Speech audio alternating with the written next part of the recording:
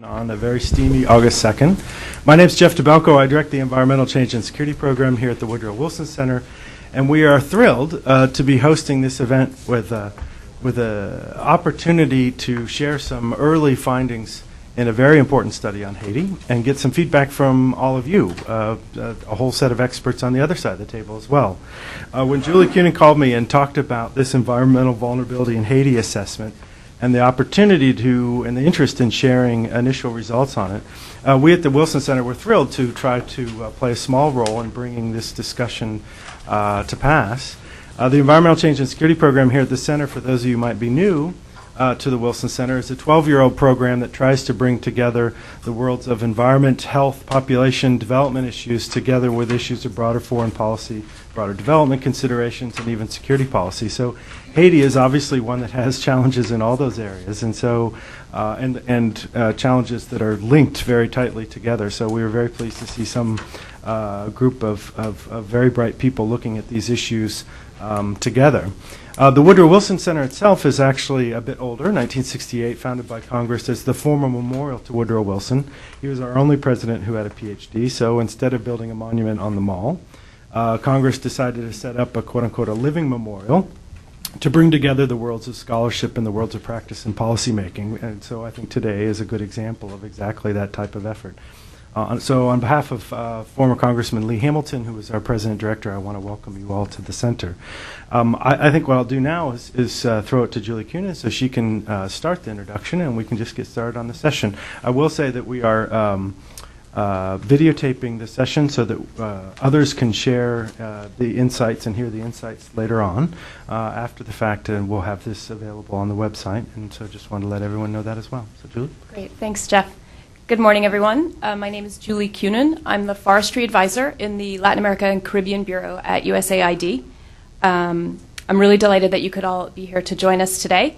I'd like to say thank you very much to Jeff for being such a gracious host to our event today. And I would also really like to acknowledge the work of all of his staff, including Gib, Karen, and Mary Beth, who just worked very, very hard to make this event come to fruition, and we're very pleased to be here today.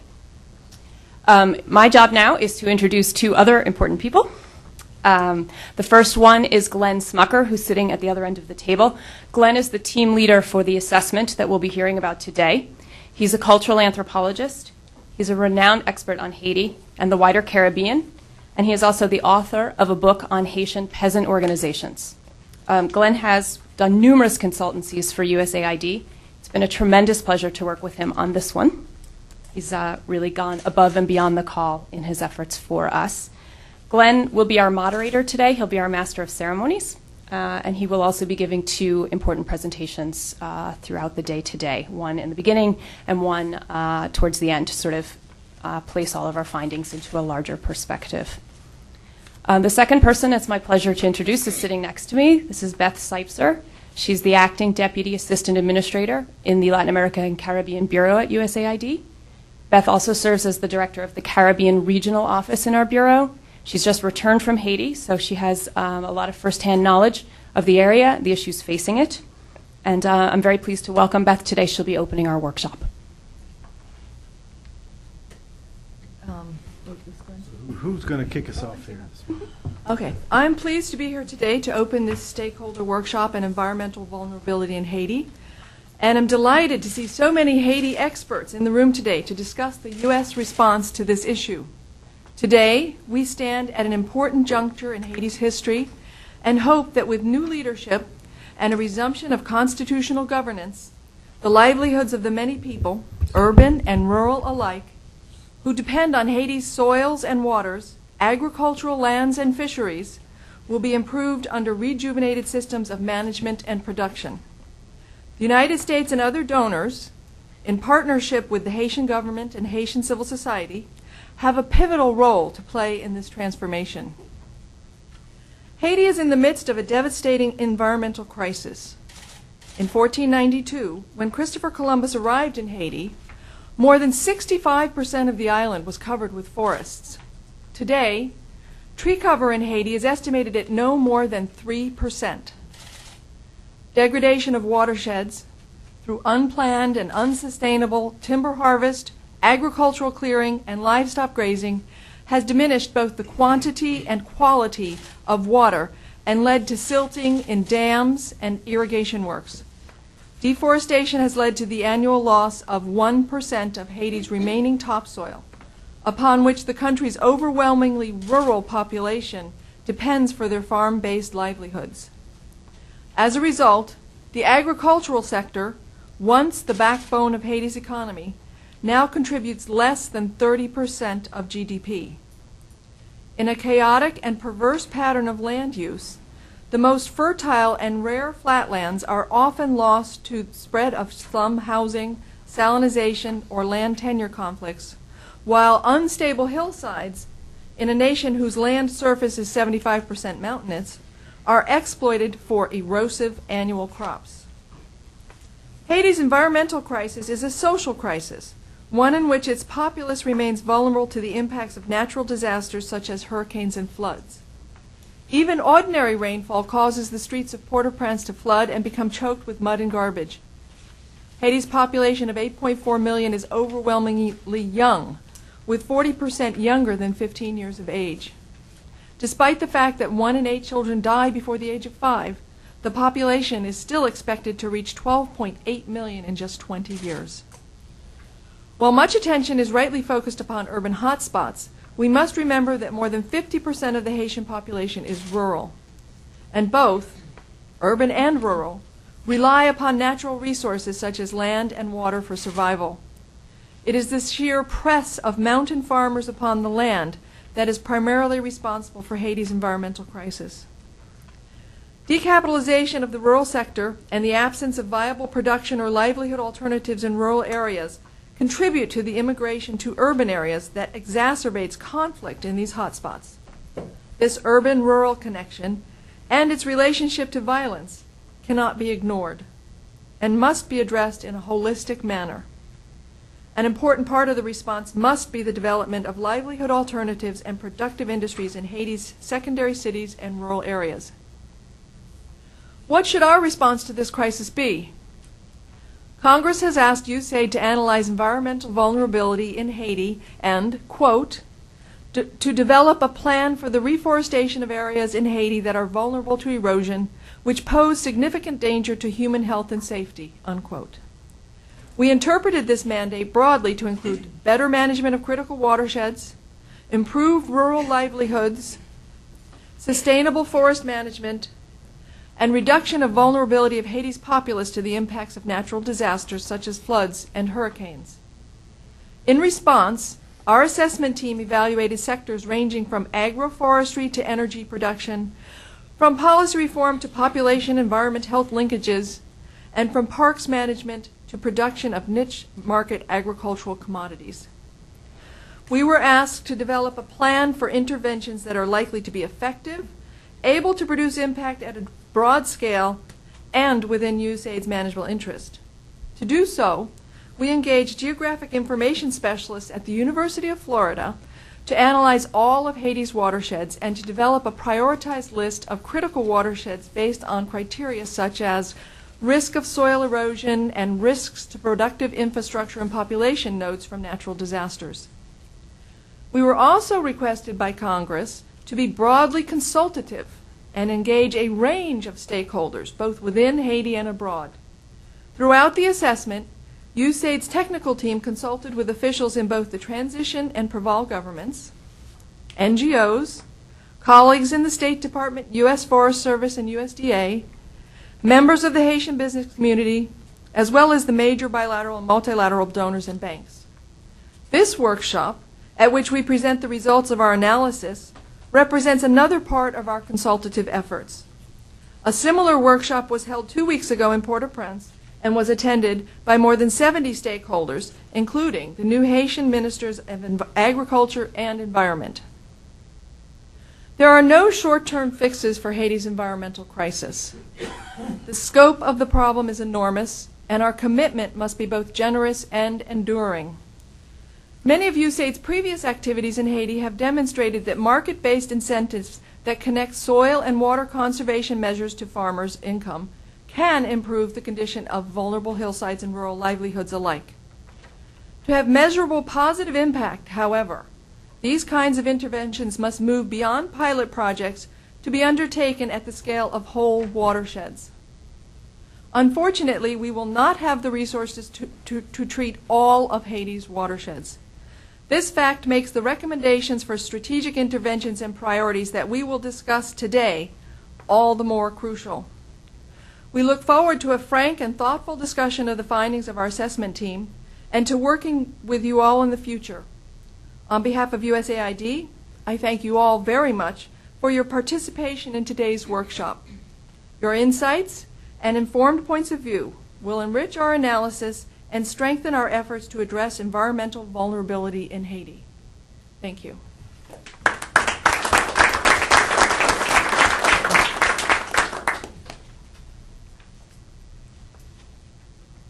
Glenn, did you want to say a few words, or shall we move straight to the first panel presentations?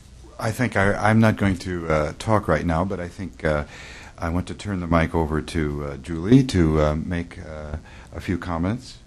Great. Why don't we take a few moments to bring the rest of the panel up? Great. Thank you very much, Beth.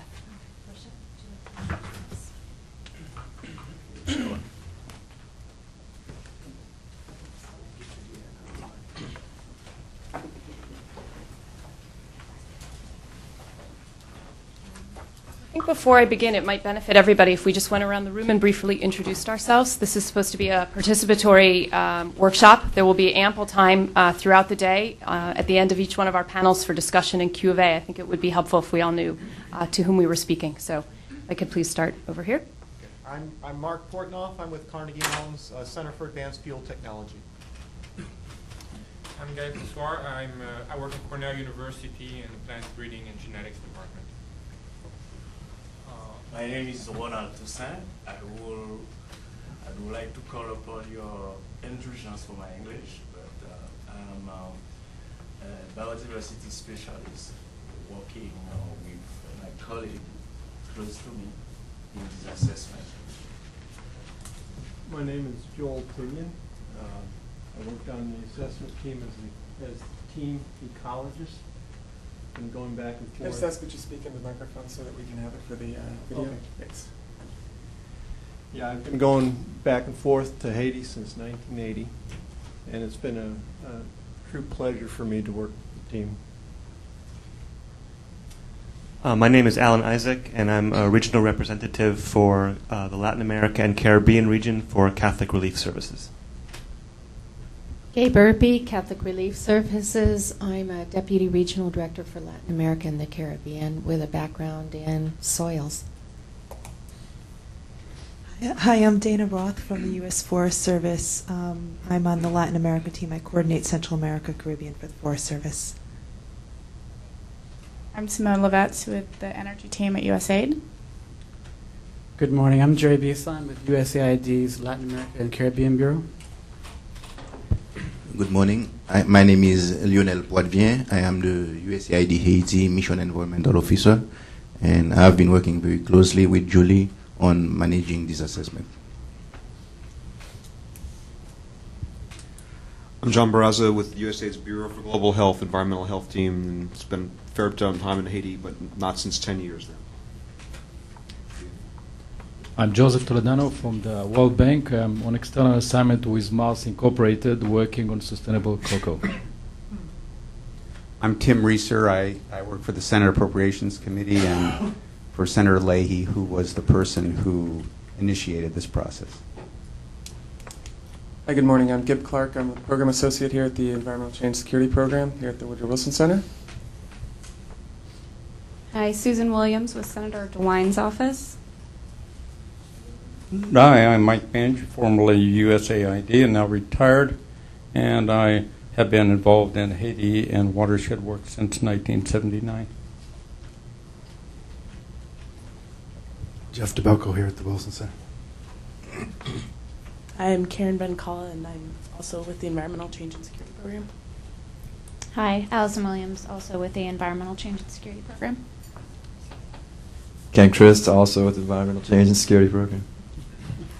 Mary Beth Redifer, also with the Environmental Change and Security Program. Good morning. My name is Michael Murphy. I'm with Environmental Change and Security Program as well.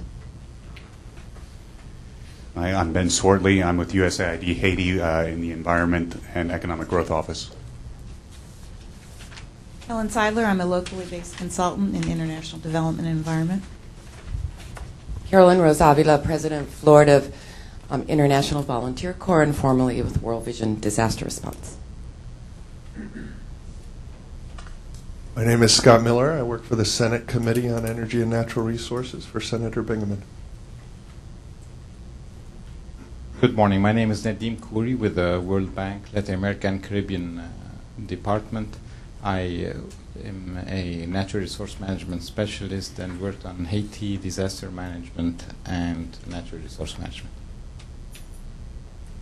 I'm Melissa Thaxton from the Population Reference Bureau.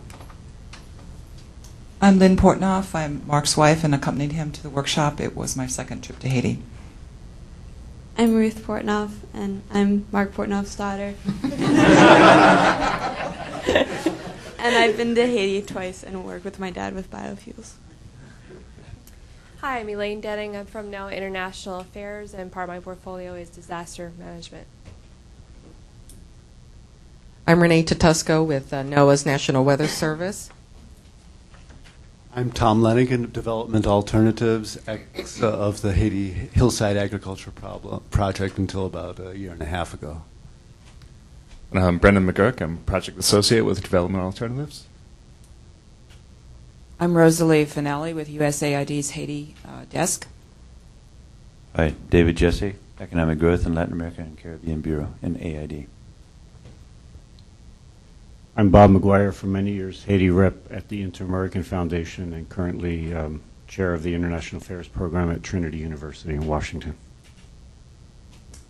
Good morning. My name is Andy White, and I lead a small group based here in Washington called the Rights and Resources Group. We're the secretariat of a new global coalition to advance forest rights and poverty alleviation, particularly in forested areas of the world.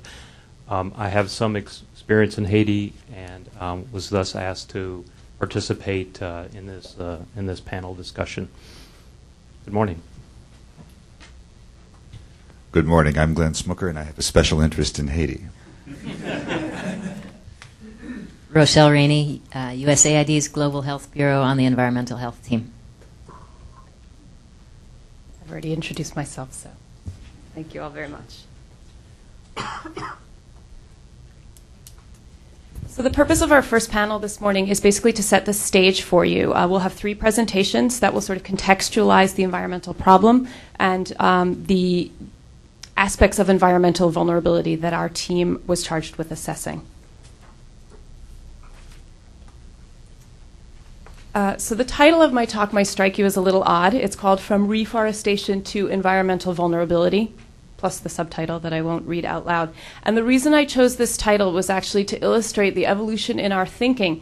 When we began this assessment, we were a bit more narrowly focused on reforestation. And as we examined the various sectors, as some of our findings came in, and we learned more about the problem and ways to address it, it became clear that environmental vulnerability is really a problem writ much larger than the simple fact of the loss of tree cover in Haiti. And so the title of my talk is designed to draw your attention to this.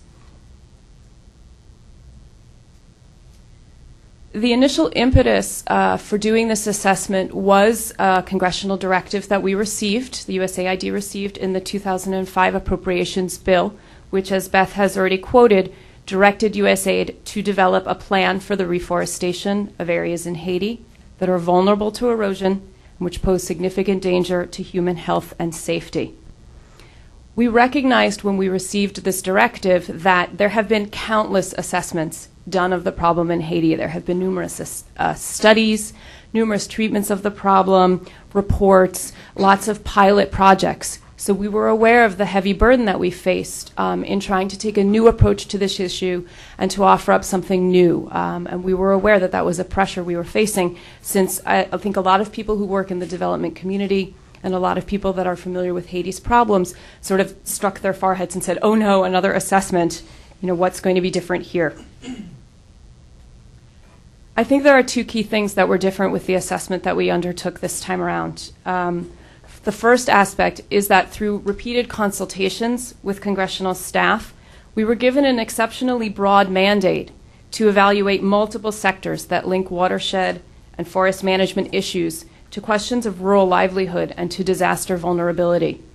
This is one reason, as you'll see, that our assessment was both very broad in scope and also quite long in length. And for those of you who were aware that we started this process last year and were sort of wondering what the heck was taking so long, this is one reason why. We did receive a fairly broad mandate to examine this issue from a number of different angles. The second aspect of our assessment that I think is unique is that we were given an explicit request to be very deliberate and wide-ranging in our consultation with different stakeholder groups. We were asked to think about the potential for achieving national-scale impact, which is obviously a very difficult thing for any one donor organization to contemplate achieving. And we were asked to specifically emphasize complementarity with priorities of the government of Haiti and other donors who are active in the country.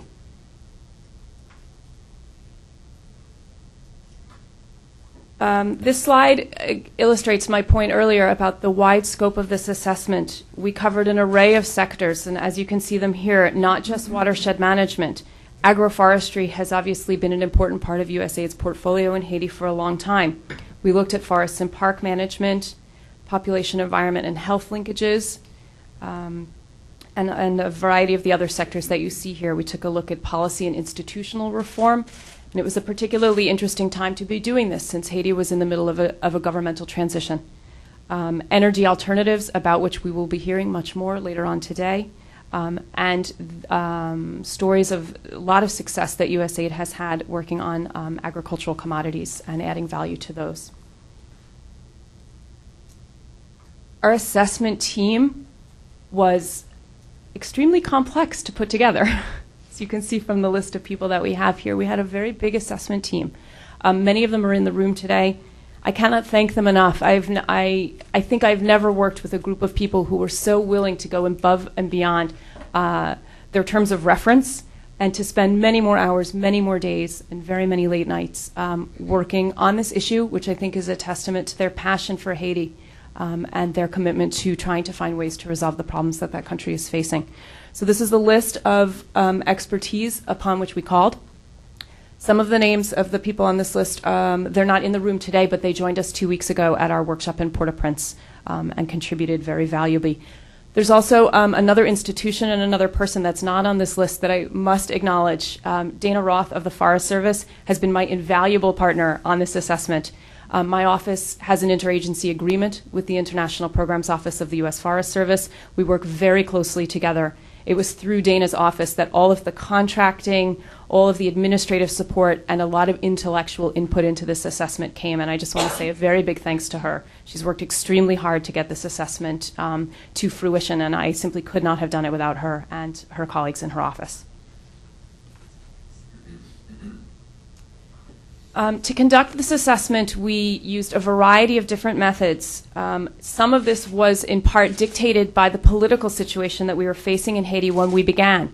Haiti was still in a transitional government status, and at the time there was actually quite a bit of violence going on in the ground. And in fact, the USAID mission in Haiti was on an evacuation status when we began. So we were faced with the challenge of starting an assessment even though our own staff were not fully in the country. We did not have freedom of travel around the country. So we were forced to divide the assessment into 2 phases.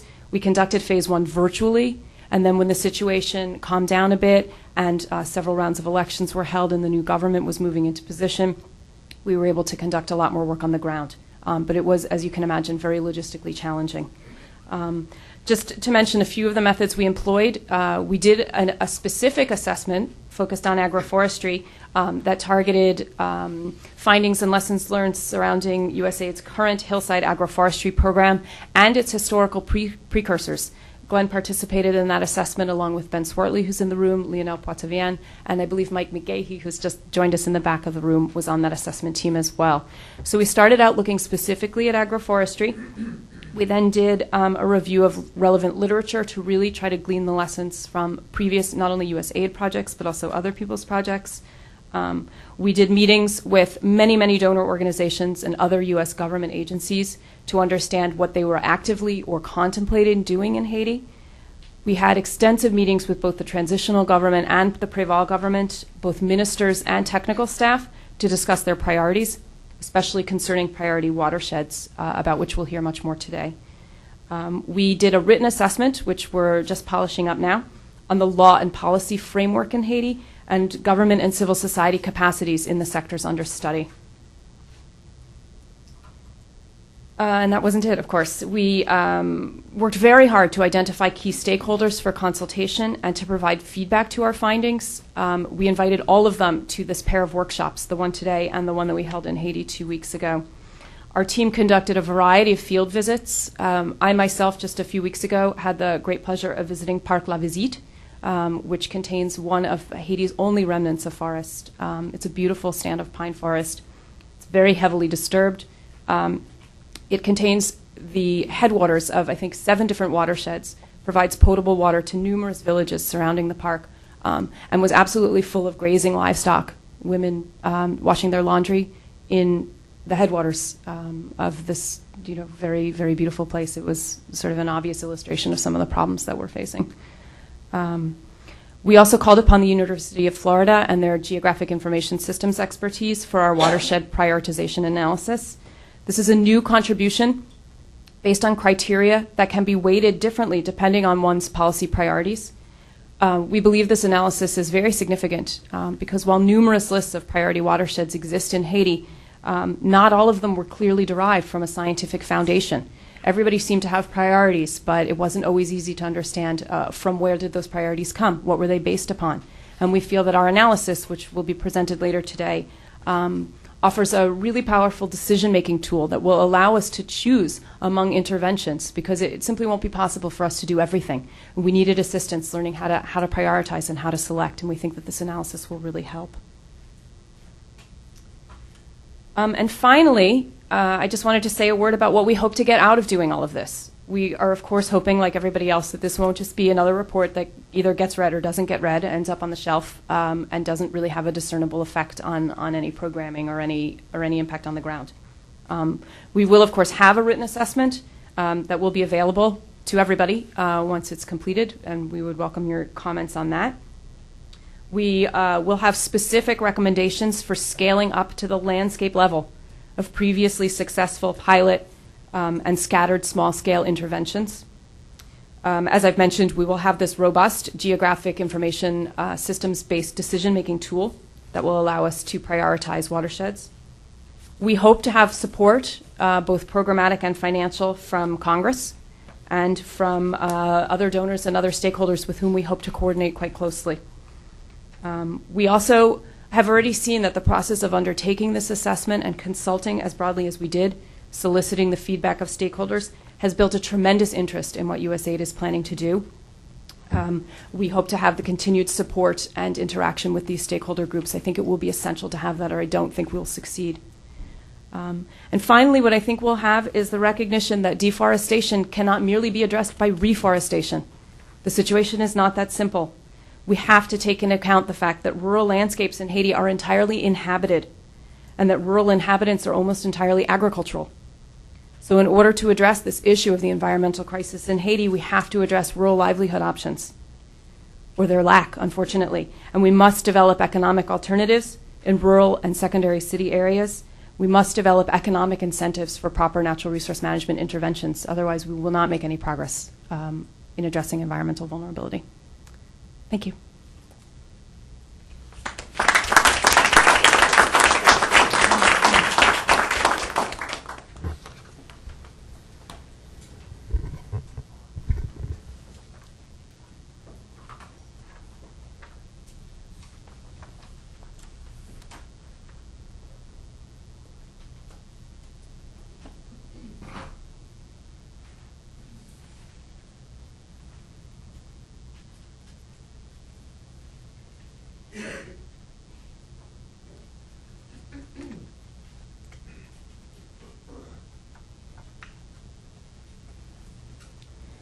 Thank you, Julie, for that excellent summary.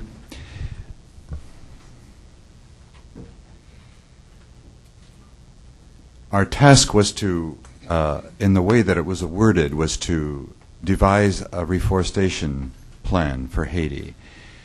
It is obviously much more complicated than that. People live on those slopes in Haiti where those trees should be planted, that the plan should decide how to plant and where to plant. And so we cannot simply do reforestation. Trees are a part of any solution, but the problem in the end is about people and their livelihoods. We were assigned in our terms of reference a series of themes and a series of sectors, an impossible task in a small period of time in a way with the team that we assembled. So we've had to take a global view and look at the different sectors as they relate to this problem that's presented.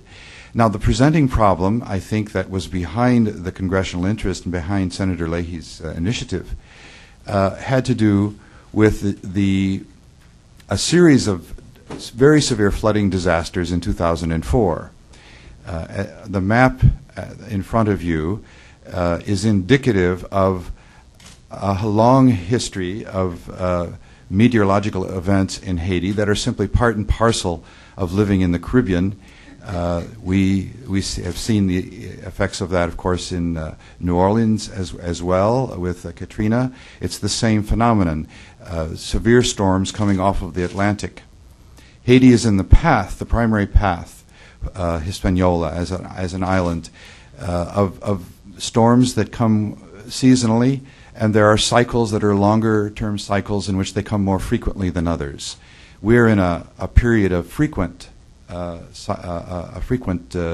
storm period in these years. This map goes back for many years, and you see the path of hurricanes as they have crossed or come near the island of Haiti. One of the noteworthy things about those paths is that they are much more frequent in the southern peninsula, the southern part of the country. And although they do hit throughout the island, the hurricane's force winds tend to come along the southern coast of Haiti. One of the issues, however, in looking at the effects of those high winds is that while the winds are very destructive, the primary loss of life and of infrastructure and of rural livelihoods and urban livelihoods has to do with flooding. So as we look at solutions to these problems, we must give special attention to flooding, floodplains, and how to respond to flooding and plan for flooding and mitigate the effects of flooding as a part of the meteorological picture of Haiti. The flooding has gotten worse. The effects of flooding, the vulnerability of Haiti and of its population to floods has gotten far worse because of the urbanization. Haiti is, at this point, still the most rural country in our hemisphere, and aside from the little island of Barbados, the most densely populated, and also the poorest by every conceivable measure, whether it's daily caloric intake or per capita income. Haiti is far and away the poorest country in our region. Of course, poverty makes one vulnerable to everything, and flooding and natural disasters are a case in point. In May of 2004, some 3,000 people died due to flooding in the wake of tropical storms. And in the fall, the city of Gonaïves was not really struck by the high winds per se, but struck by the impact of Hurricane Jean as it passed through the region, creating heavy rainfall and flooding on an unprecedented basis in that area. I think Haiti has never quite seen floods of that scale. That appears to be a harbinger of things to come. Gonaïves is the third largest city in Haiti at this point. It has always traditionally been Lake Cai. The census of 2003 indicates that Gonaïves is very densely populated and has grown tremendously. Should such a flood hit Port-au-Prince, we would see a disaster of biblical proportions because of the sheer density and numbers of people living in floodplains. I think the urbanization has greatly increased the vulnerability of Haiti's population to disaster.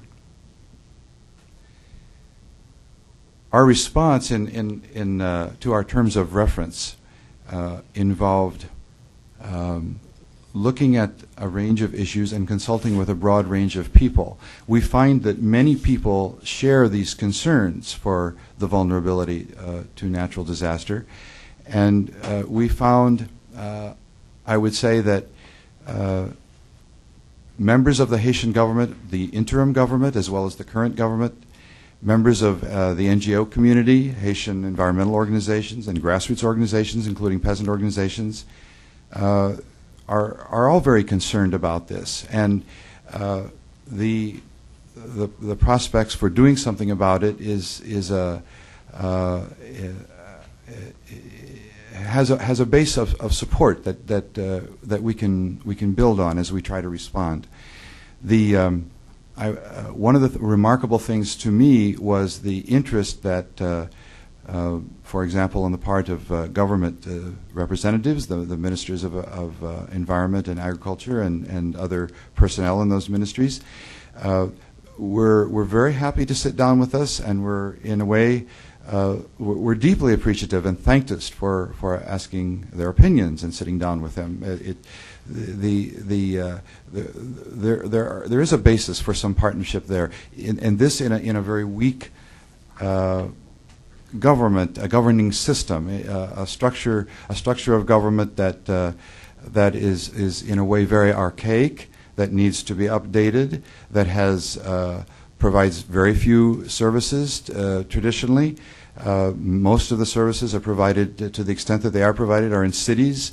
There's a long-standing history of difficulties and corruption and lack of continuity of personnel in government and problems of succession to power that have made it very difficult, in a way, to have a climate for continuity of assistance coming from abroad. And they also, if you talk to rural people in Haiti, their concerns about the Haitian government is that, aside from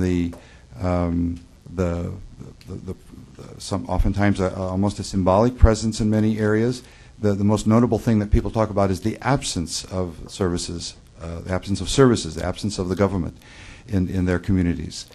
I think that right now we are faced with an opportunity that we haven't had for quite a long time to develop some partnerships on the political and governing side of Haiti. At the same time, the greatest opportunity for those partnerships is at the grassroots, at the level of municipalities and at the level of grassroots organizations in rural areas. Those are certainly real opportunities, but there are some new opportunities with that structure as a system that is deeply in need of reform, for which there are opportunities for partnerships. There's a spirit of opening and partnership that we felt very strongly. I think it would be a serious lost opportunity if we could not respond to that in appropriate ways. I think we have an opportunity for that. If we look at the issue of disaster, which is the precipitating question and events that have caused us to do these things, assessing what is going on in Haiti and what might be done. what is the fundamental problem? Well, I think it's very clear that the driving forces are poverty and population pressure. These themes will come out repeatedly in our presentations. One of the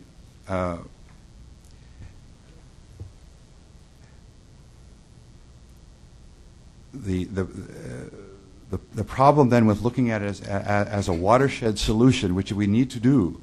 The watersheds are where the problem is, the flow of water, the flooding, the upland downstream relationships, the coastal cities that are at the low ends of the watersheds, and the mountains that surround them. Yes, we have to respond with watershed planning, a watershed strategy. It is absolutely unavoidable. But a watershed-oriented response will not solve the problem by itself. It has very much to do with livelihood, with a degree of poverty. There needs to be very fundamental change in the Haitian economy. It's about economic growth. It's about economic development. And unless the watershed interventions can be accompanied by broader scale economic development, it will have very limited impact. And if the desire is landscape level changes, I'm afraid that's not in the cards unless it is accompanied by a much broader based change in the economy. And with the 80% of rural people who live below the poverty line by all of these measures, and then precipitating a massive migration to cities, and yet, despite that massive migration, continuing growth of the population in rural areas, and anarchic growth in the cities that has important political consequences that we have seen, we are confronted with such a range of problems and issues that how does one respond with some prospect for making an impact? And that's where we've had to look at priorities. So our presentations today are divided into two major themes. One has to do with prioritizing, and our next session will be dealing with watershed vulnerability and prioritization, and that is where we need to find a way to make decisions about where to make a difference. We can't intervene all places, and there's not a one-size-fits-all kind of solution. Technically or in other ways. So where is it possible to intervene to make a difference? Our mandate is to look at vulnerability. And so we must look at the most vulnerable sites. At the same time, we're dealing with degrees of acute poverty that are very much a part of that vulnerability. And so we must look at livelihood in addition to the vulnerability of populations to flooding.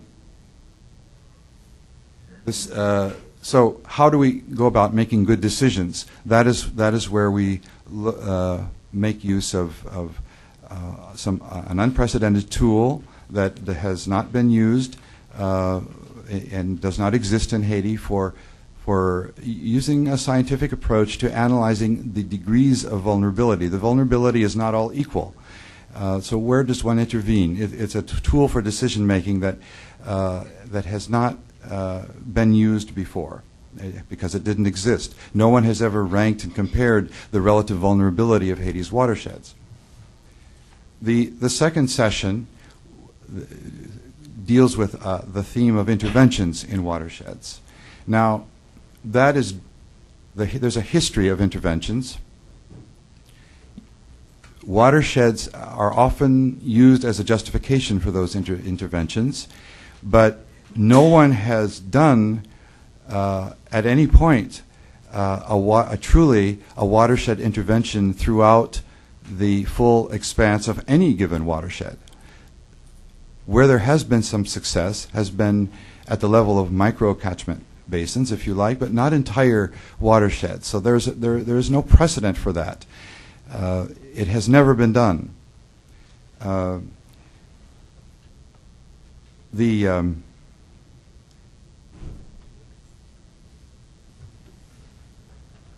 There is a long history of donor involvement in Haiti.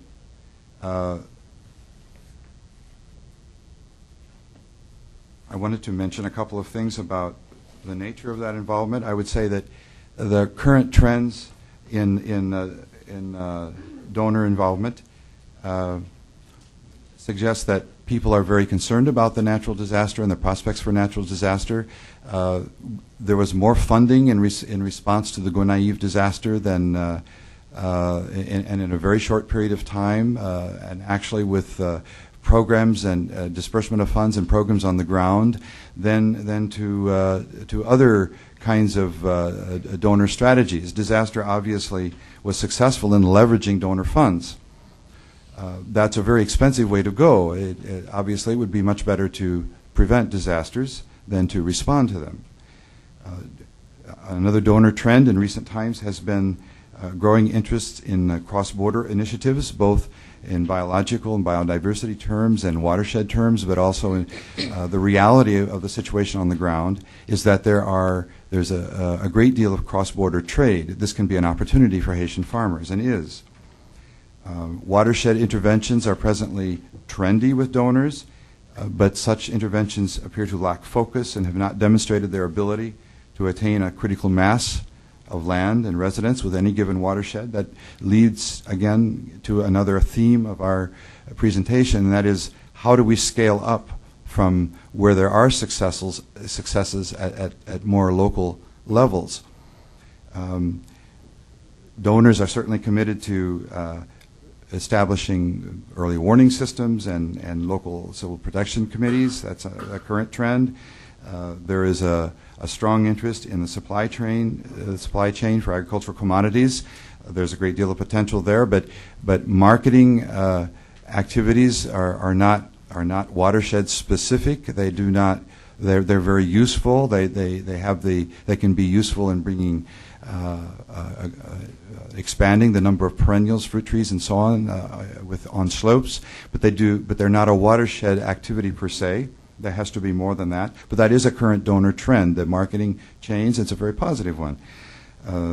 And there is a great deal of interest in the restoration of irrigation works, especially the major works in the Artibonite, the valley of the Artibonite, which is Haiti's largest irrigation system. Where there is less impact is on the slopes and in a way in the cities. There's a response to hotspots, but it's not based on urban plans or watershed plans that take into account the urban developments at the foot of the watershed. So these are some of the issues that that donors are involved with, and we want to look at in our presentations and on prioritizing how do we go about responding, and what is the history of interventions in watersheds. One of the I think salient points about that is that those interventions have all been project oriented, and it's very clear that the kinds of problems we're dealing with cannot be solved, cannot be adequately treated by 3 to 5 year project cycles. And so some of those projects have worked well, some have not worked well. Where they have been successful, they have been most successful with individual peasant plots.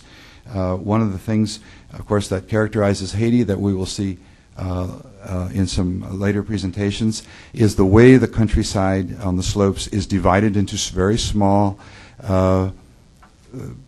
field gardens. It's hard to intervene in a watershed when you have the landscape so fragmented into small holdings that are not linked naturally to microcatchment basins or watersheds. And there has been success in, I think you see the living fence that crossed the lines of this, as lines across the slope of this mountain that show the fragmentation in small holdings within virtually all of the landscape of Haiti. And so the challenge there is to scale up from individual plots to having a watershed level impact. Our approaches so far have all been project-oriented, 3 to 5 year cycles.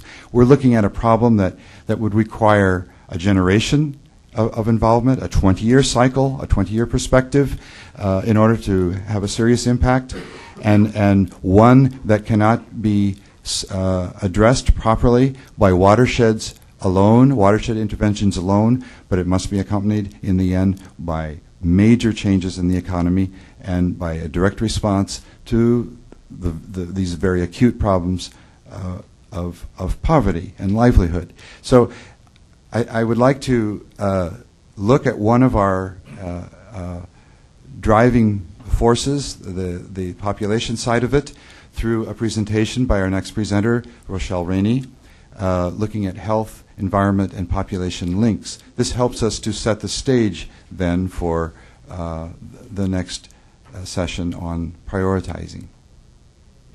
Rochelle?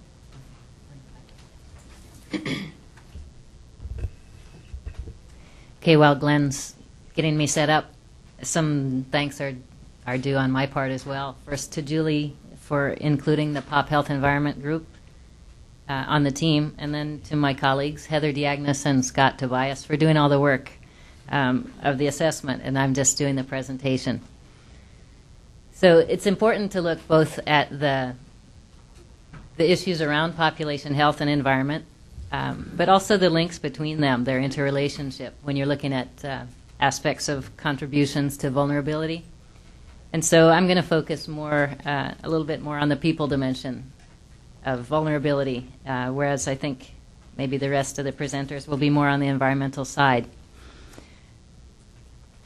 Starting with a quick glance at Haiti's population issues. Currently they have a population of 8.4 million. That's estimated to grow to 10 million by 2010. So there's a few sort of massive social facts about population in Haiti. The first one is that it's a fast-growing population and it's young. About 2% annual population growth rate. And right now a total fertility rate of 4.9 children per woman. That's exacerbated by the fact that 50% of the population is under the age of 20. So that means the population is going to continue to grow, even if that total fertility rate does decline, because a lot of young girls haven't reached childbearing age yet.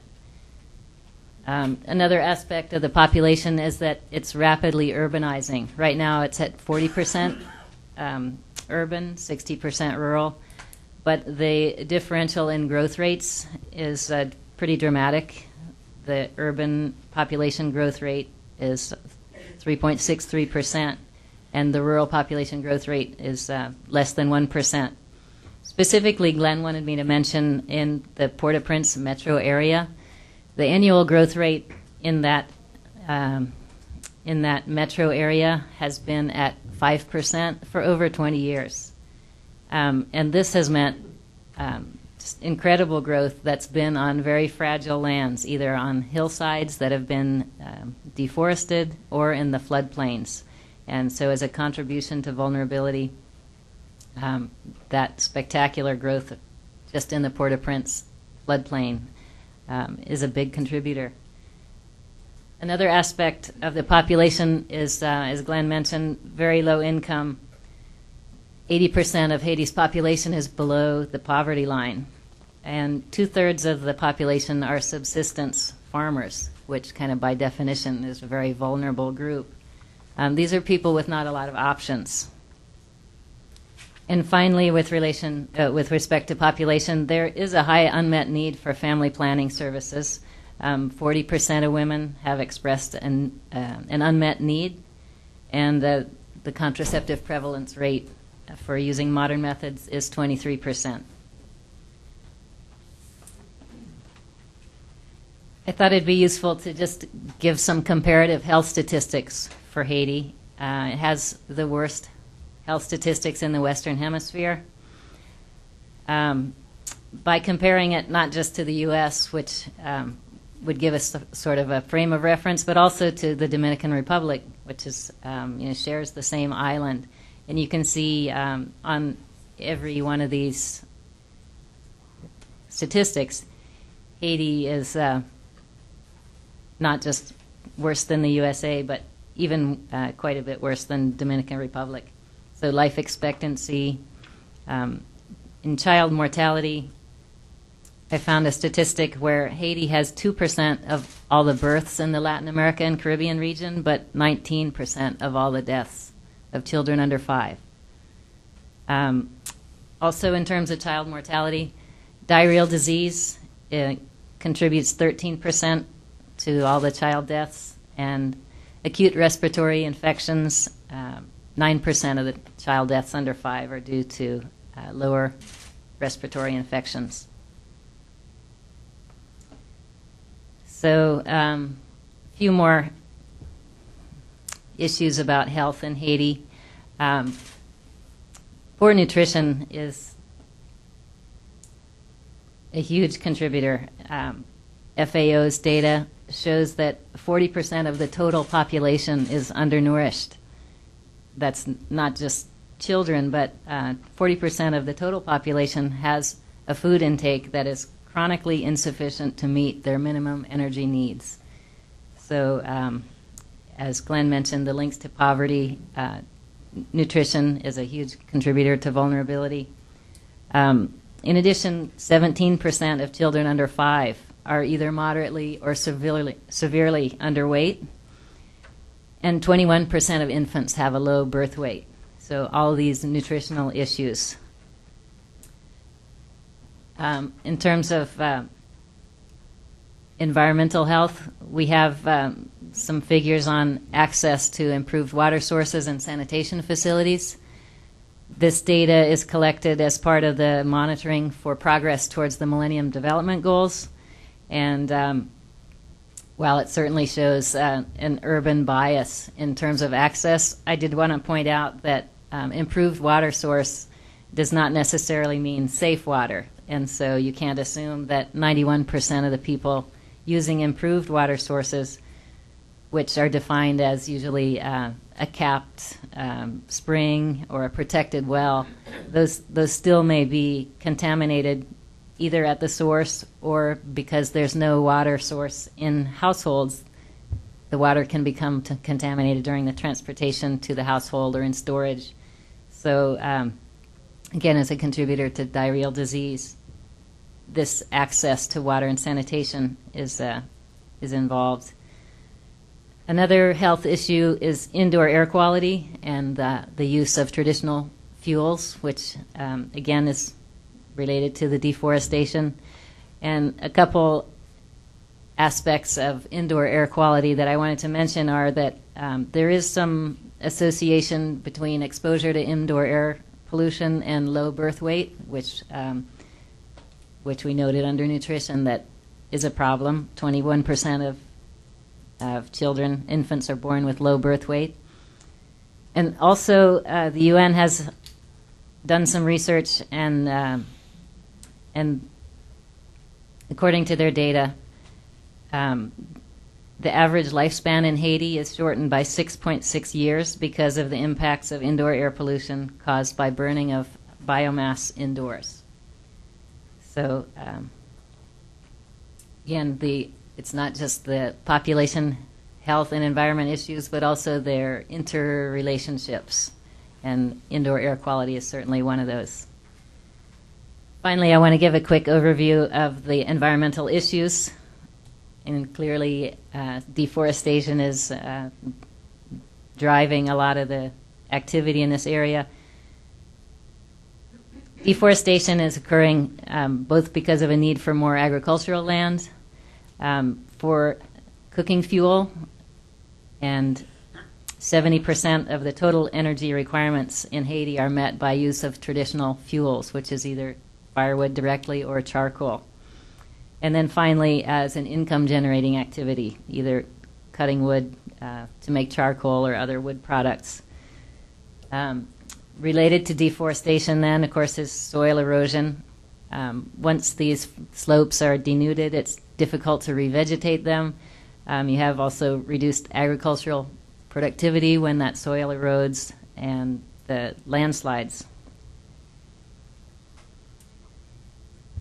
The availability, so the quality and the quantity of water are an environmental issue in Haiti.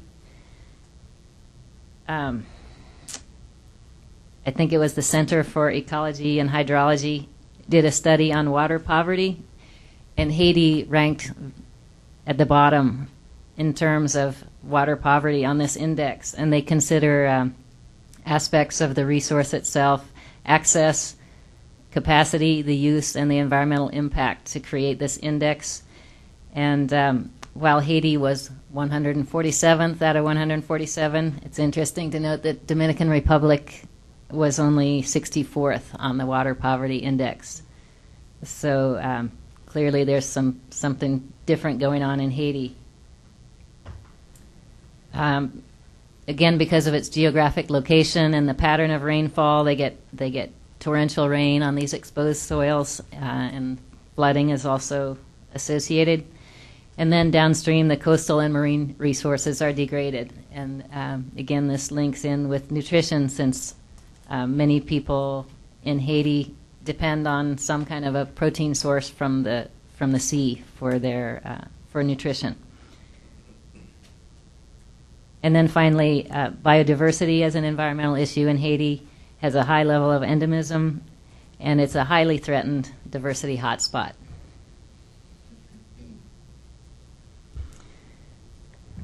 Okay, so then we looked at the individual issues, and I just wanted to quickly point out that they're all related. So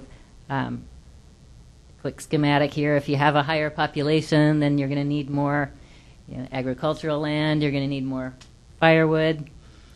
Then that impacts the environment. Then there are going to be fewer trees, you're going to have soil erosion. Then your health is going to be, it's going to affect nutrition because the agricultural production, increased child mortality, and then often parents, when they expect that their children are going to die, the desired family size increases. So there's sort of some unfortunate feedback cycles with these links between population, health, and environment. So specifically, some of the pop health environment contributions to vulnerabilities during disasters has been mentioned already: slides and floods. We have the unplanned settlements on these fragile areas, both on hillsides and in the floodplains. And a lack of access to water and sanitation in these areas with no services, these unplanned settlements. Already the access to services is non-existent or very low, and when affected by a disaster, then may cut off access altogether. When it does flood, because of the issues of sanitation, a lot of times that water is contaminated. Rural areas become isolated if they're cut off due to landslides across the road. And again, due to the poverty, these are populations that have no excess capacity for dealing with disasters. They have no stored food or water supplies at a minimum. So quickly, some recommendations kind of from the people side. We'd like to see more policy and donor attention on the links between these areas, specifically with respect to vulnerability in Haiti. We think it'd be useful to promote improvements in health and access to family planning as part of not necessarily for immediate impact, but certainly for the medium and long-term vulnerability, and specifically targeting youth and urban poor populations, and with attention to the supply chain for these products and services. Where appropriate, previous work in population health and environment has found benefits by integrating provision of health and family planning along with conservation efforts.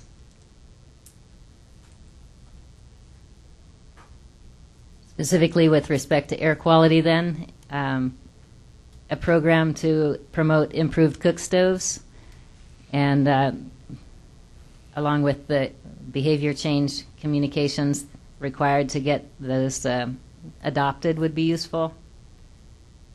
Similarly, to address the nutrition problem, promoting adoption of nutritious foods along with sustainable agricultural techniques.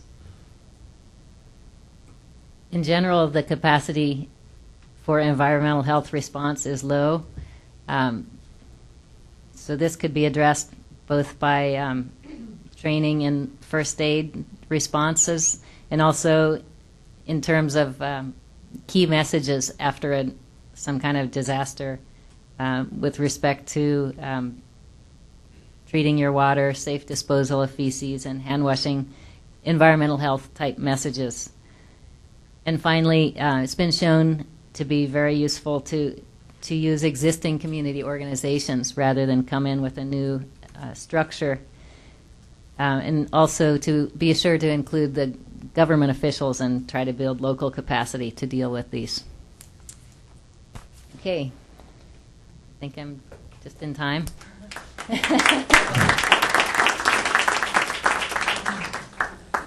Well, thank you very much, Rochelle.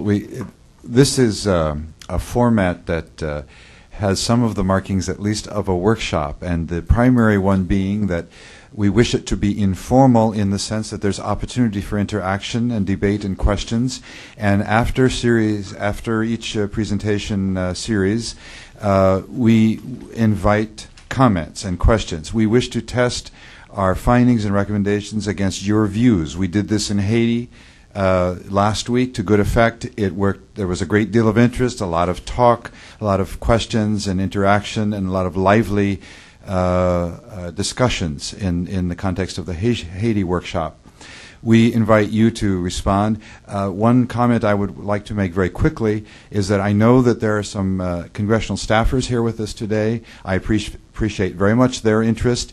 After all, they commissioned this work, and in order for change to happen in Haiti will require a long-term commitment on the part of the United States. We would look at it. We're recommending a 20-year time frame, and it would require perhaps higher levels of appropriations to respond. But you can't just throw money at the problem. There are other levers perhaps that could be pulled or buttons that could be pushed that Congress might have a opportunity to do. Things related to trade policy, opportunity for exports from Haiti to come into to have a privileged access to the North American market.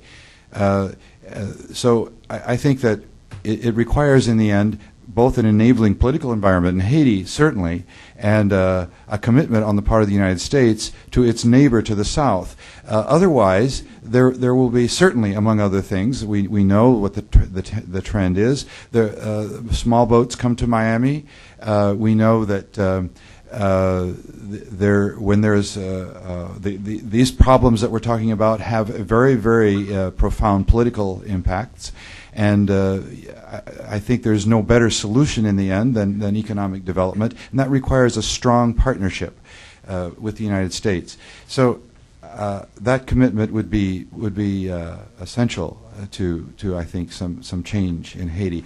I'd like to open it up for questions and comments at this point. We would welcome anyone's comments or questions or suggestions. Yes. We'll be coming around with a microphone so that the webcast can record your comments.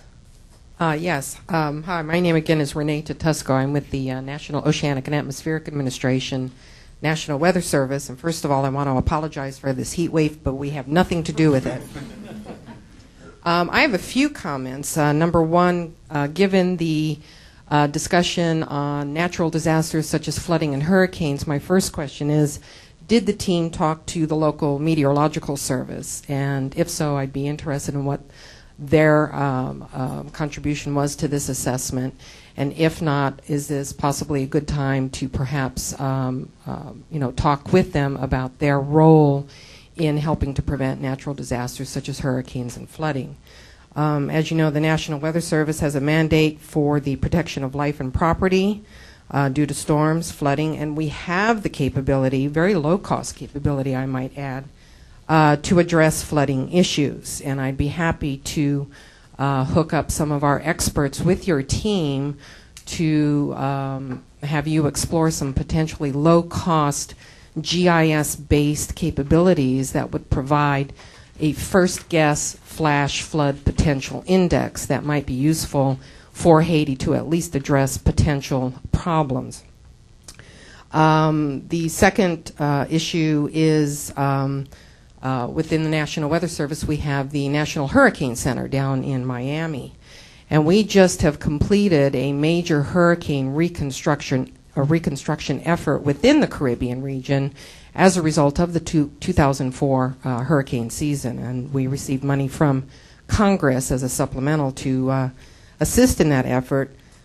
We had approached Haiti about the possibility of involving them in this reconstruction effort, but our communication fell mostly on deaf ears, and so I'm assuming that was the result of, this political situation that took place.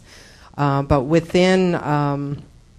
a question I have also related to the hurricane situation is Haiti involved in the World Meteorological Organization Regional Association which is for the Caribbean region, and in particular with the Hurricane Committee? And if they're not involved in that, certainly I'd be happy to talk with you about how they can become more involved in that, because there are potential funding opportunities to build the capacity for Haiti to prepare themselves for hurricane preparedness. And I'm thinking in particular the Voluntary Cooperation Program, which provides funding for training, purchase of equipment, capacity building, these type of things. So the WMO is a very large body that I certainly think would be very, very helpful to Haiti. And then the final thing that I want to comment is I'm a program manager for a new program called the Third Border Initiative. As part of that initiative, with funding from both USAID and Department of State, is an emergency preparedness program. In particular, what we are wanting to do is deploy what's called the Emergency Managers Weather Information Network, MWIN, throughout the Caribbean. And this is also a very low-cost, easy mechanism by which not only the meteorological services, but also organizations involved in providing emergency messages to local population can avail themselves of this technology. And we are just now in the process of gearing up for the first training and the deployment of this technology. And I'd be happy to hook you up with the individuals within our group that is doing that. Please do. I'm very pleased with your comments. They're very interesting and practical suggestions. I would like to ask a member of our team, or possibly two members, to respond about contacts with the Weather Service in Haiti, or the Meteorological Service in Haiti, and are they members of the World Meteorological Association? And could you tell us a little bit about the status of the Meteorological Association in Haiti? Ronald Toussaint, our specialist. Yeah, with regard to this question, our team, Joel and I, we met the watershed services based in the Ministry of Agriculture, and also we got some close consultation with Meteorological National Center in Haiti, dealing with forecast. And we are aware that the Ministry of both Ministry of Environment and Ministry of Agriculture are involved in WMO programs, and the Meteorological National Center is the leader of this program in Haiti, targeting capacity building. I will be very pleased to have your cards, madam, and we can make you in touch with key people in national Meteorological National Center dealing with this program. Thank you, Ronald, and we should make sure we follow up on that. Thank you very much. Next question. Bob? Thank you. Bob McGuire from Trinity Let's University. try to keep our comments to 2 minutes max. And do I have a reputation for long You comments? do not. It's a preemptive strike. This is preemptive. I know Bob well. I can say this. I'd like to go to the part you mentioned on people and leadership just briefly, because I think someone mentioned that there was very little presence of the Haitian state in the countryside, and this is one of the problems, particularly as the Haitian state has been more of a predatory nature and exacerbating problems than helping to solve them. And it also seems to me that in the past, the Haitian state has been content to kind of concede to the international community the issue of doing things in health, education, and environment, while the state is more interested in enriching itself and staying in power. In that regard, I'm wondering if you can enlighten us a little bit on the trends or ideas that seem to be emerging out of the new Haitian state. Is this a state with its agronomic orientation, for example, that is giving some indication that it appreciates these issues, that it's willing to take the lead on them, that it is willing to perhaps pursue the partnership in a lead position, to take ownership? I'm also wondering, you mentioned you talked with the business leaders, and I'm wondering if the Haitian business sector, the economic sector, is also seizing this issue in a real way and is going to be engaged in it in some significant manner. Well, I'll answer two things very quickly. We could talk about this a great deal more, but first of all, it's not a new Haitian state. It's a new Haitian government, and the state needs to be reformed, the apparatus of state, very seriously. I agree with your initial comments about the predatory character of the Haitian state. Secondly, our contacts within this present government, I would say, on a verbal basis, have been very positive. And there's a great deal of stated interest in working in watersheds, in doing value-added work as well as basic protective work in watersheds, but to promote employment, alternative employment, as a way of shifting the pressure away from the slopes. And as to there's language of 25-year commitments and plans. Obviously, this government cannot.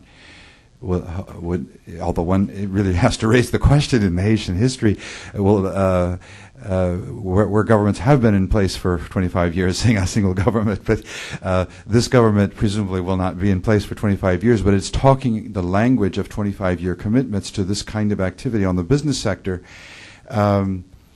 Also, there's, it's not clear yet on what initiatives will be taken to decentralize, which I think is an extremely important issue that has a direct bearing also on the environment and farmers and the watersheds. But it's not clear where that's going to go. The elections have not been held for local posts, for example. But there's some verbal support for decentralization within the Haitian government, people that we have spoken with. Secondly, on the business sector, the business sector representatives that we have spoken with are very interested in the economy. I mean, in the environment. And one of the things that we have had to respond to, we didn't really quite anticipate this. There's a kind of enthusiasm that is an extraordinary enthusiasm for the notion of biofuels. Both as an investment area, but also as a way of being protective of the environment, not only in terms of alternatives to fossil fuels that are imported in this dependent island economy, but as a way to protect slopes. Now, as to what is the feasibility of that in a Haitian context? We need to have reality testing on that, and we have some information on that, and I hope some debate. Mike Benj doesn't want me to sell snake oil from jatropha plants with unrealistic expectations, for example, as to what that might provide. But the business sector folks that we have had contact with have been very enthusiastic, both about the environment and about biofuels as a new sector of interest.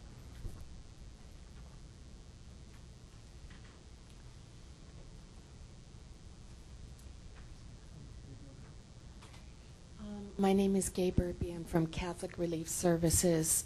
I was very favorably impressed by one of the points that you made, and it was acknowledging the time factor and how important it is to have a long-term look at making changes. And my question is, do you deal anywhere in the report with the implications of a 10 to 20-year time frame for institutional change on the part of the donors and the implementing agencies, or whether or not we need a different model for development in severely constrained environments like Haiti? I think that's a very important point, and we have responded to that in the sense that 3 to 5 year project cycles, for example, do not solve the problem. And is there some way to have longer time frames for funding levels, for example? It's very hard for aid as an agency to count on funding levels for what it does, for example. And it has to do perhaps with the appropriations process, and I don't know, it might be interesting to have on that issue. We have donors represented here. We have Senate staffers here. Would you have a comment on the prospects for longer range funding to that go beyond annual appropriations and 3-year long-term, in which long-term strategies sometimes get to be 3 years rather than any comments? Tim. I'm always asked this kind of thing. First of all, as the person who probably is most responsible for getting you all into this, I want to thank you for what you're doing. I think I can speak for the others here. This is an issue that has interest across party lines, Republicans and Democrats. We're not experts on Haiti, but we were very concerned about what happened there during the flooding most recently, and that really illustrated for us the complexities of the problems associated with deforestation. We've all been there. We've seen how Haiti compares to the Dominican Republic. If you just fly over it, you can obviously see the huge difference. But we're under no illusions that these are easy problems to solve, that one can just plant trees and be done with it. We know that it's much more complicated, that there are basic issues related to poverty and economic development here that have to be addressed. So we also recognize that this is not something that can be undertaken in a year or 2 or 3. This government is just beginning. It's very weak. Resources are very limited. The problems are very difficult. Populations are increasing.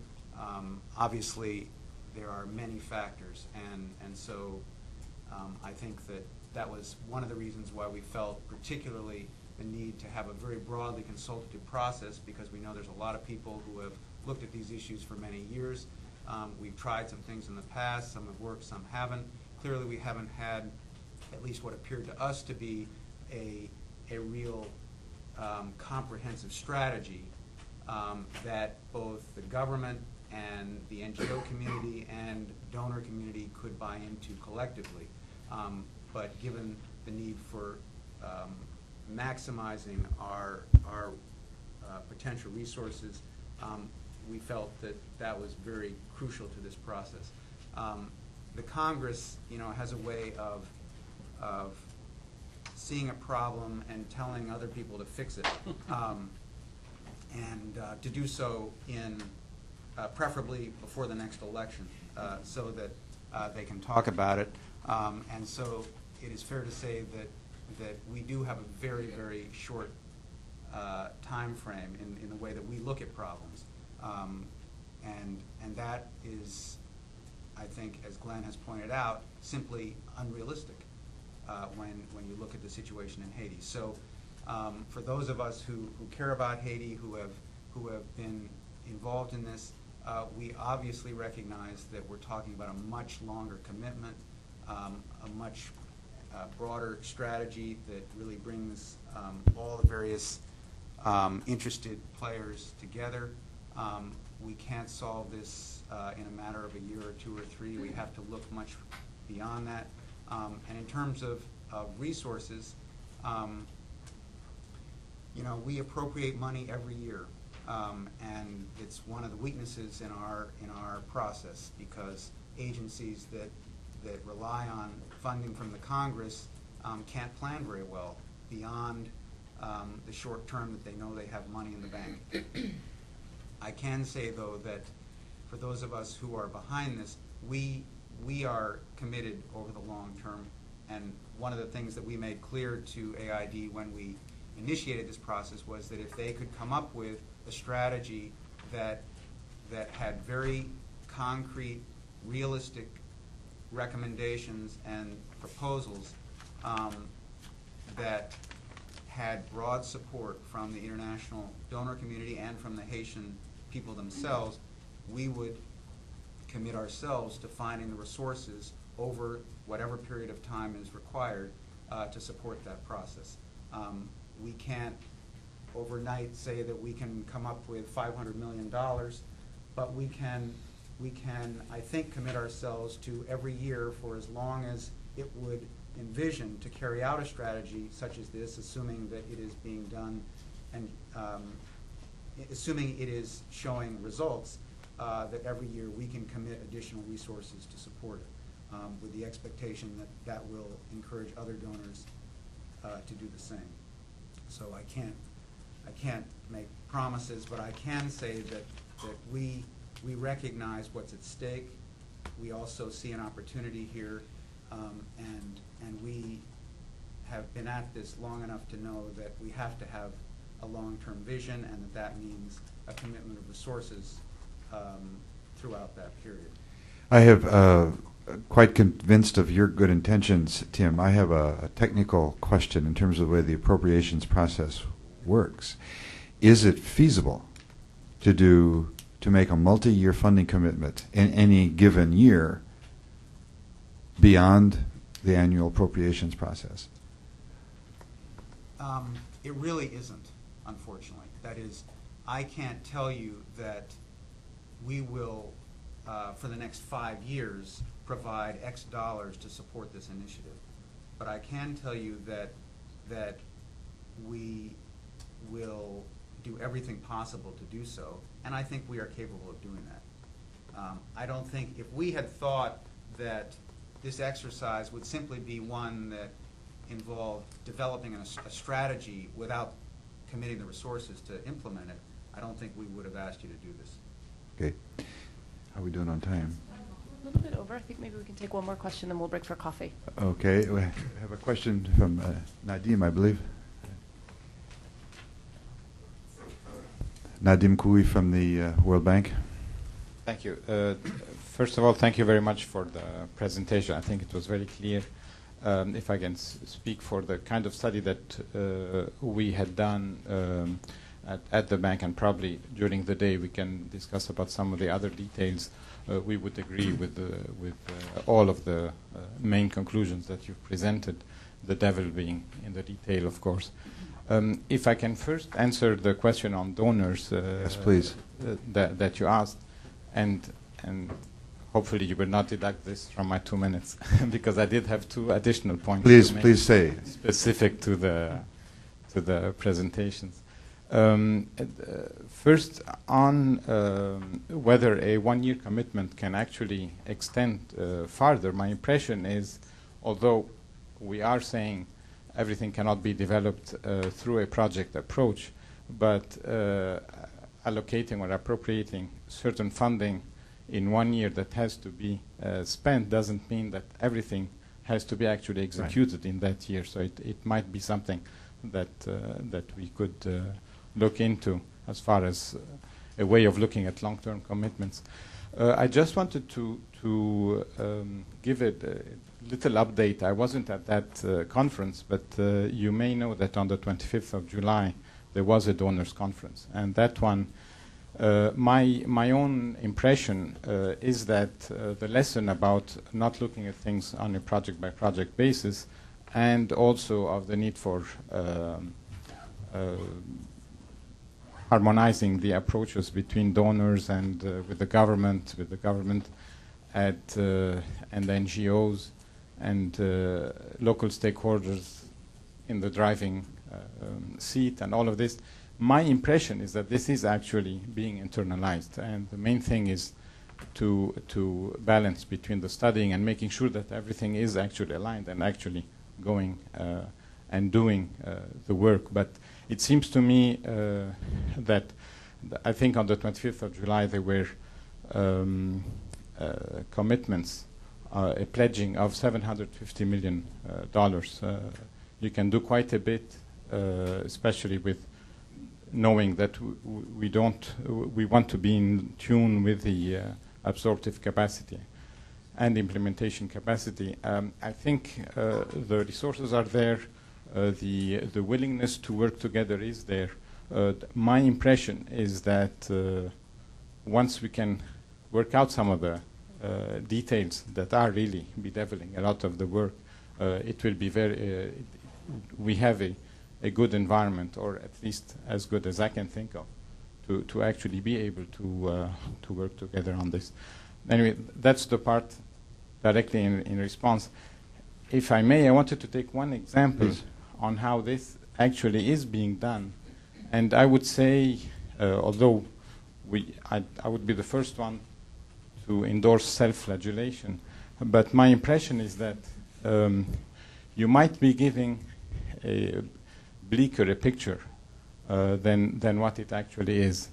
In particular, I want to take one example that you have addressed, which is the natural disaster management. This is one of the three key points or major areas of intervention under environment within what you mentioned in the study and what you have alluded to at the beginning, which is the interim cooperation framework that was put in place. My impression is that independent assessments, and from people who were there, the first two, which deal with more of the green issues, did not advance too much. The third one would, and I would really urge you to take a second look at it. The third area is the one on natural disaster management. And my impression is that there was quite good relation and cooperative work between donors and with local agencies. We could go a bit in detail. I just wanted to mention two clarifications that are related to what was discussed before. In putting together the early warning system for Fonverret, which was one of the areas that was affected by the 2004 floods, actually donors got together within the ICF, the Interim Cooperative Framework. UNDP had already an ongoing project of assistance, and it was an excellent thing so that we don't duplicate things between the major donors who actually then developed activities. There was the IDB, the World Bank, and the continuing work of the UNDP. We all took the framework of the UNDP work, divided the work between what could be done by each of the agencies. The U.S. Geologic Survey assisted with a hookup of the early warning system. We're now completely hooked into their database. There are gauges for rainfall that are connected to the USGS system in Puerto Rico, and then by radar can say if the level of water is getting too high, so that the Fonverret people can get into safer place. My impression is that, I mean, and the reason why I'm going a bit in detail is to say that it wasn't only at at the Port-au-Prince level that we tried to coordinate. It did in a matter of Still, it took a bit too long. It took more than a year to get this, but it did have an impact on the ground. It was coordinated between various donor bilaterals and not. And my impression is that these types of interventions would be useful to just look at and to say, okay, in certain areas, what can we learn from being able to work together? Thank you, Nadim. I agree that there was a good spirit of cooperation on the disaster response funding and collaboration between donors and with the government. I think, though, that in some of the other areas during that framework, that interim cooperation framework, once there was the initial agreement, there was not good collaboration in some of the other sectors, some of the other tables in other areas. And obviously it's a real challenge for donors to collaborate. It has been. I think it's break time. It's coffee. Please have some coffee. We will not make it a real long break time. 10 minutes, I think. We'll do a 10 minutes and get back to our technical presentation.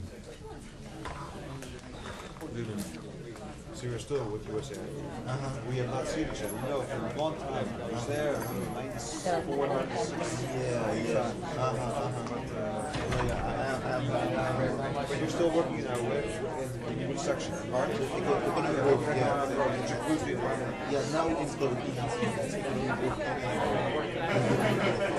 So this is the economic growth officer I was last there. Was running down. Oh yeah, you were there and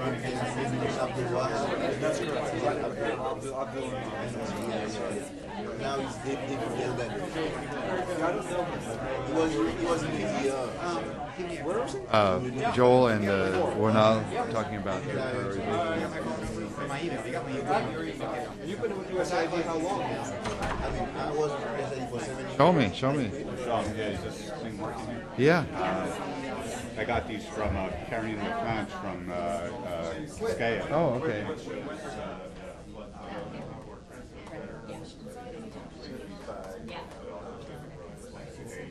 What were they using?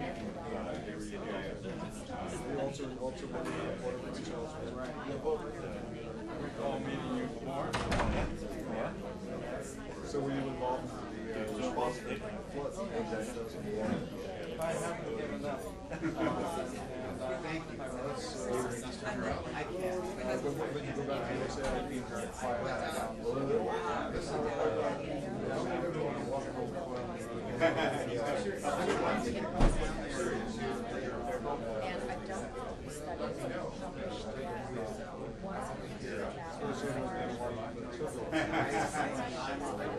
I'd love to hire and if you want to organize something,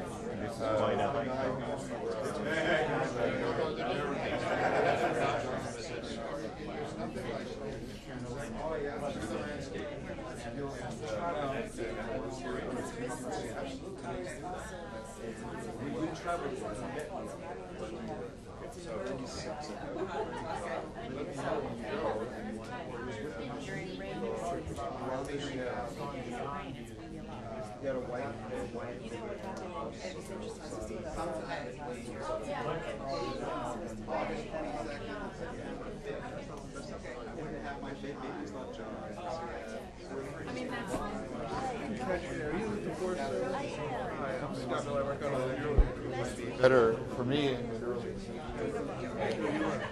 Well, thank you so much for all your help. Sounds like Thank you. Yeah, we did a lot of the contracts. I'm looking for my cards now. I don't know how I